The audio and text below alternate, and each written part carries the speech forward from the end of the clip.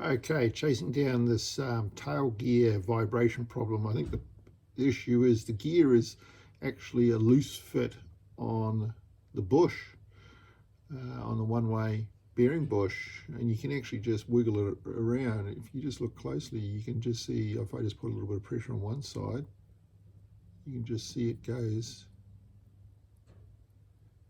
It's actually quite loose.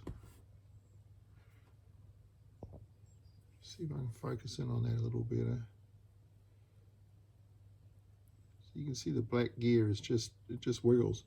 Now you add the diameter of that gear, and that then just results in this wiggle out at the edge. Up and down it goes, and that's simply because you can see it there. Look at that, it's just as loose as all hell on the bush. And you tighten a bolt and it just pinches it one direction, but it wiggles in the opposite direction. And so the gear is just wiggling around. It's actually too loose on that bush. Here it is, up and down it goes, just too sloppy.